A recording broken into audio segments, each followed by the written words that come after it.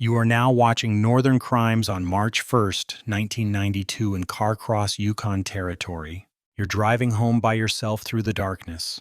Your car's headlights pierce through the swirling snow as you navigate the isolated Tagish Road. It's been a long day, but you're eager for the warmth of your cabin, perhaps a steaming cup of tea, before settling in for the night. Your friend Lynn is safe tonight at the women's shelter, finally free from her abusive husband. You've been urging her to leave him for months. Tonight she finally took that brave step. You feel proud for helping her find the courage to break free. You pull into the driveway around 11 o'clock in the evening. The familiar silhouette of your cabin is barely visible through the falling snow. The porch light emits a faint yellow glow across the front steps. Everything appears normal, even tranquil. But as you reach the front door, something shifts in the shadows beside the house. A figure steps into the light, someone you recognize. Someone who blames you for tearing his family apart. He has been waiting for you in the darkness. And the high-powered rifle in his hands aims straight at your chest because in Canada's expansive northern territories, where assistance can be hours away, and the wilderness silences screams in the night, some confrontations escalate into violence. And some killers simply disappear into the silence, becoming specters that haunt the nation's most wanted list for years. On August 27, 1993, 29-year-old Kimberly Lockyer and 30-year-old Dale Worthington vanished from their basement apartment in Portugal Cove, St. Philip's, Newfoundland. They left behind a scene that made it look like they had just stepped out for a brief moment. Their car remained parked outside and their wallets and identification lay untouched inside. Even $2,000 in cash was found hidden beneath their mattress. The bread was left waiting in the toaster, but Kimberly and Dale had vanished and would never return. The disappearance puzzled investigators from the very beginning. When Dale didn't show up for work on September 2nd, his parents notified the police. Kimberly, who worked at a restaurant in the airport in St. John's, never came to pick up her paycheck. The apartment exhibited no signs of struggle or forced entry. Yet two individuals had simply disappeared into thin air. Police initiated a rigorous investigation, reaching out to taxi companies and airlines to check if anyone matching their descriptions had been sighted. They interviewed neighbors, friends, and relatives, searching for any hint that the couple had intended to leave their lives behind. Nothing surfaced. It was as if Kimberly and Dale had been wiped out of existence. Almost a year later, police disclosed that Dale had previously been involved with a motorcycle gang in Nova Scotia, suggesting the possibility that his past may have caught up with him. However, no solid connections were ever established between the bikers and the couple's disappearance. Dale's mother maintained that he had shown no signs of anxiety or fear in the days leading up to his disappearance. For 13 years, the case remained cold. Tips came and went. Searches were carried out, and a reward of $50,000 was offered. Yet no significant breakthroughs appeared. The trail had completely dried up, and investigators began to lose hope of ever unraveling the mystery. Then in 2006, everything shifted. Joey Oliver, a local man, walked into police headquarters with information that would blow this case wide open. He provided investigators with the exact location where they could find Kimberly and Dale's bodies. Following Oliver's directions, a recovery operation was initiated at a secluded area off Thornburn Road in St. John's. After 3 days of searching, investigators uncovered both bodies in a single hand-dug grave. Kimberly and Dale had been shot execution style in the head with a .22 caliber weapon. 6 shell casings were discovered nearby, and it was evident that the couple had been relocated to the burial site after being murdered elsewhere. In January 2007, Oliver provided a comprehensive confession to the police. He claimed that he and Shannon Murin had planned to attack Dale. Due to a supposed offense yet, Murin shot Dale upon arriving at the isolated site. Oliver stated that Murin subsequently killed Kimberly, who had unexpectedly joined Dale that evening. This revelation led to Oliver's arrest. He faced charges of second-degree murder, which were later elevated to first-degree murder due to evidence of premeditation. However, the case shifted again. Prosecutors recognized the weaknesses in relying solely on Oliver's unverified testimony. In 2009, Oliver agreed to a plea deal. He pled guilty to manslaughter in return for a reduced sentence of 15 years, minus time already served. He was paroled in 2018. Having completed about 9 years of his sentence, Shannon Murren's name appeared in Oliver's confession within the agreed statement of facts, but he was never charged in connection to the murders. He has consistently denied any involvement in the killings and chooses not to discuss the case publicly. This resolution brought some closure to the families, yet many questions linger. Was Oliver truthful about Murren's involvement, or was he just shifting blame away from his own actions? The Crown conceded that they couldn't confirm Murren's role based solely on Oliver's account. 13 years after their disappearance, Kimberly Locklear and Dale Worthington finally found justice, though the complete truth of what transpired that August night in 1993 may remain elusive. On July 11, 1996, construction workers at a job site in Knoxville, Tennessee, stumbled upon a shocking discovery. In the parking lot of a hotel under construction, they discovered the remains of 31-year-old Blair Adams, a Canadian construction foreman. He had traveled over 26 miles from his residence in Surrey, British Columbia, half-clothed and severely beaten. Around him lay nearly $4,000 in cash from 3 different nations. His strange, intercontinental journey and brutal death would become one of North America's most mysterious unsolved murders. Blair Adams was far from an ordinary victim. Born Robert Dennis Blair Adams on December 28, 1964, he was a well-liked construction foreman who had a history of substance abuse issues that he appeared to have conquered. Friends and family described him as someone who had maintained sobriety for 2 years and was actively participating in Alcoholics Anonymous meetings. Yet in the weeks leading to his death, a dramatic shift occurred. The change began in early July 1996. Blair's actions became more erratic and paranoid. He stopped going to AA meetings, left his work site unlocked, and abruptly quit his job without cashing his final paycheck. Most alarmingly, he informed friends and family that someone was out to kill him. However, he wouldn't clarify who or why. On July 5, 1996, Blair's paranoia peaked. He withdrew most of his funds from his bank account and cleared out his safe deposit box of cash, jewelry, gold, and platinum worth over $6,000. He then tried to enter the United States via ferry from Victoria to Seattle. But immigration authorities flagged him as a potential drug courier due to the substantial amount of cash he possessed and his history of drug and assault offenses. What ensued was a chaotic and seemingly random trek across North America. After being denied entry several times, Blair finally managed to cross the border by car using a rental vehicle. From Vancouver International Airport, he flew from Seattle to Washington, D.C., and then rented another car driving 500 miles to Knoxville, Tennessee. In Knoxville, Blair's odd behavior persisted. At a BP gas station, he asserted that he couldn't start his rental car, insisting he had the incorrect key. A mechanic uncovered that Blair was attempting to use a Nissan key on his Toyota Camry, even though he had obviously driven the vehicle to the station. The mechanic arranged for the car to be towed and dropped Blair off at the Fairfield Inn Hotel. Security footage captured Blair's last hours in disturbing clarity. He lingered in the lobby for 40 minutes before paying for a room in cash. But when staff attempted to return his change, he stepped outside. Over the next hour, cameras captured him leaving and coming back 5 times, yet he never entered the room he had rented. The following morning, Blair's body was discovered at a construction site located half a mile away. The scene was both savage and strange. He had been assaulted with what investigators suspected was a crowbar or a club, suffering a lethal injury that punctured his stomach. His pants, shoes, and socks were found nearby, all turned inside out. Most intriguingly, scattered around his body were Canadian, German, and U.S. currency amounting to almost $4,000 alongside his gold coins and jewelry. The sole physical evidence was a single strand of long hair grasped in Blair's hand, along with indications that he had been sexually assaulted.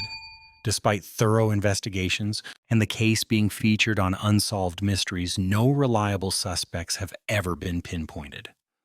The mystery deepens when examining Blair's route and actions. Why would someone who believed others were trying to kill him go to a city where he knew no one, Was his fear justified, or was he dealing with mental health issues? And if someone was truly stalking him, how did they manage to trace his unpredictable travels across two countries? 28 years later, Blair Adams's murderer remains at large, and the reality behind his frightening final week continues to evade investigators. On March 1st, 1992, a gunshot shattered the tranquility of a Carcross evening, forever altering the lives of two families and igniting one of Canada's most enigmatic manhunts. When 29-year-old Crystal Senek opened the door of her secluded Yukon cabin, death was waiting for her. Her killer, Ronald Jeffrey Bax, slipped into the wilderness that same night and has not been seen since. He's become one of Canada's most wanted criminals. For more than 30 years, the story begins with a friendship that would turn fatal. Crystal and her friend, Lynn Blakey, first met at Brock University in Ontario in 1985. They developed a bond that would stand strong even as their paths diverged. Lynn eventually relocated to the Yukon, where she married Ronald Bax, a local sculptor, taxidermist, and wilderness guide who ran northern sculpture out of Carcross. Bax was a man full of contradictions, measuring 5 feet 7 inches with blonde hair, blue eyes, and a distinct winged horse tattoo on his upper right arm. He had the skills of a seasoned outdoorsman, but concealed a darkness that would ultimately engulf him. He was well acquainted with the unforgiving Yukon wilderness, having worked as a big game guide, and was recognized for his proficiency with weapons and survival tactics. The marriage between Lynn and Ronald was troubled from the outset, marred by accusations of spousal abuse and rising domestic violence. When Crystal moved to the Yukon around 1988 to be closer to her friend, Ronald's resentment began to simmer. He held Crystal accountable for bolstering Lynn's independence and perceived her as a threat to his dominance over his wife. By early 1992, the situation had escalated to a breaking point. Lynette sought refuge in a shelter for battered women, and Ronald's demeanor toward Crystal had grown increasingly menacing. Crystal had reported his intimidating behavior to the police, but her calls for help were disregarded. The system that should have protected her ultimately failed her at her most critical moment. On the evening of March 1st, 1992, Lynn was safely settled in the women's shelter when Crystal stopped by for a visit. It would be the final time the friends would see each other alive. When Crystal returns to her cabin on the Tagish Road around 11 p.m., Ronald Bax was waiting in the darkness. The confrontation was brief but vicious. Bax shot Crystal at close range with a high-caliber rifle while she stood in her own doorway, when she failed to show up for work the following morning. Worried colleagues alerted the police. Officers found her body at 11 a.m. on March 2nd, but by then Ronald Bax had vanished without a trace. The ensuing manhunt was massive and swift. The RCMP's emergency response team deployed 25 officers' helicopters and tracking dogs in a desperate search of the nearby wilderness. They located Bax's vehicles at his home and confiscated several rifles, but the man himself had already blended into the Canadian wilderness he knew intimately, despite receiving more than 130 leads. After the case was featured on Unsolved Mysteries in 1995, investigators were unable to locate Ronald Bax. Some speculate that he escaped to the United States, where he has family in Michigan. Others believe he may have ventured deep into the wilderness and taken his own life, a threat he had previously made. The case is still active with the Royal Canadian Mounted Police, and in 2009, age progression sketches were created to illustrate how Bax might look in his 50s. Now in his 60s, he remains on Canada's most wanted list, facing charges of first-degree murder. Crystal Senek's mother continues to hold on to the belief that Ronald Bax is still out there, still avoiding justice for a crime that shattered two families and left a community forever altered by one man's inability to let go. On the morning of December 12, 1985, Aero Air Flight 1285 took off from Gander International Airport in Newfoundland. Carrying 248 American soldiers returning home for Christmas, the DC-8 aircraft struggled to gain altitude, almost immediately flying perilously low over the Trans-Canada Highway. Just before disappearing below the tree line, the ensuing explosion would claim all 256 lives on board, marking it as Canada's deadliest aviation disaster. It also ignited one of the most contentious investigations in aviation history, The soldiers aboard Flight 1285 were part of the prestigious 101st Airborne Division, the famous Screaming Eagles, who had fought during D-Day and the Battle of the Bulge in World War II. They were returning from a 6-month peacekeeping mission in Egypt's Sinai Peninsula as part of the Multinational Force and Observers mission after making stops in Cairo and Cologne, Germany, the last leg to Fort Campbell. Kentucky was expected to be a routine flight. Captain John Griffin, First Officer Joseph Connolly, and Flight Engineer Michael Fowler had taken charge of the aging DC-8 in Cologne. The aircraft, built in 1969, had a history of mechanical issues, including hydraulic leaks and engine troubles. During a brief refueling stop in Gander, the flight engineer performed an external check, while passengers waited inside the terminal, some making calls to inform their families they would arrive soon. Weather conditions that morning were challenging yet not unusual. Light freezing drizzle had been falling, and certain aircraft reported accumulating ice during their approach. The Tower Weather Observer noted minor ice buildup on the detection equipment, but conditions were not severe enough to require de-icing procedures. The crew of Flight 1285 did not request de-icing services. At 6 a.m. local time, the DC-8 commenced its takeoff roll on runway 22.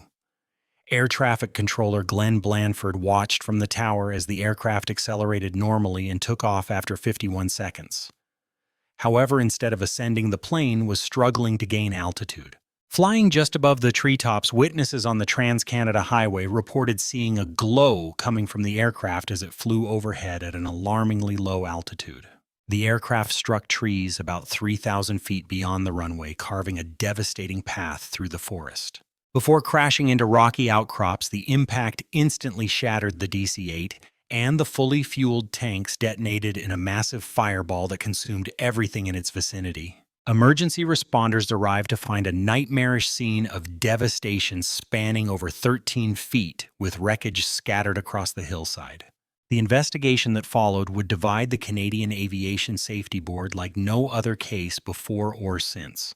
The majority report concluded that ice contamination on the wings combined with an unaccounted-for aircraft weight led to the plane's stall shortly after takeoff. The soldiers' gear and personal belongings made the aircraft significantly heavier than calculated, while even a slight layer of ice could substantially reduce lift and increase drag. However, 4 board members released a harsh minority report claiming that an explosion on board had brought the aircraft down.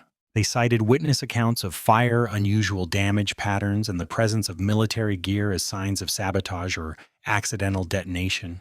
The Islamic Jihad organization took responsibility just hours after the crash, although this was rapidly dismissed by the authorities. The primary findings indicated that ice buildup on the wings, along with an underestimated weight of the aircraft, led to the plane stalling shortly after takeoff. The soldiers' gear and personal items made the aircraft significantly heavier than anticipated, and even a thin coating of ice could dramatically diminish lift and increase drag. Nevertheless, 4 board members released a harsh dissenting report contending that an explosion aboard the plane was what ultimately caused it to fall.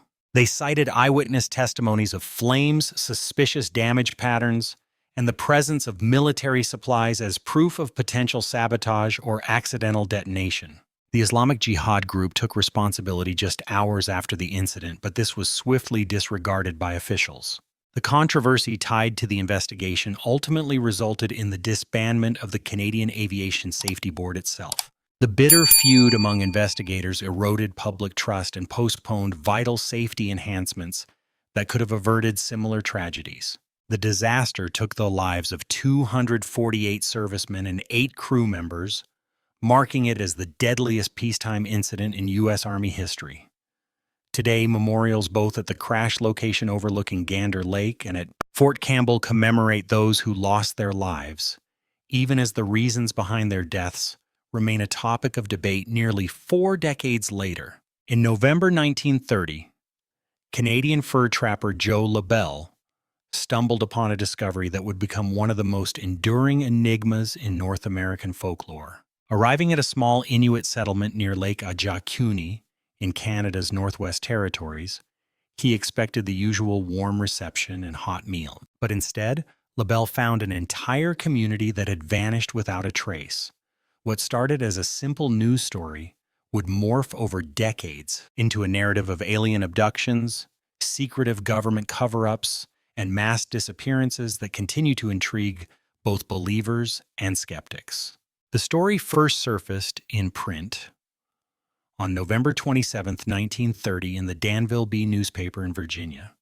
Journalist Emmett E. Kelleher reported that Joe LaBelle, described as a seasoned fur trapper well acquainted with the area, had stumbled upon an abandoned Inuit camp comprised of 6 tents based on the original tally.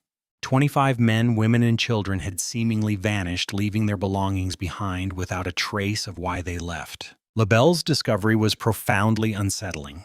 He found unfinished clothes with needles still stuck in them, implying the villagers had departed abruptly while in the midst of their daily activities. Food was found hanging over fire pits, though the flames had long extinguished. Most troubling of all, 7 sled dogs were discovered dead from starvation, still tethered to their posts. For the Inuit, these dogs were vital for survival, rendering their abandonment nearly unimaginable. The scene grew even stranger when LaBelle uncovered that a grave had been disturbed, with the stones that once encircled it neatly stacked to one side. The untouched arrangement of the stones discounted animals as the culprits, hinting at human involvement in the desecration. LaBelle reported his findings to the Royal Canadian Mounted Police, who initiated an inquiry.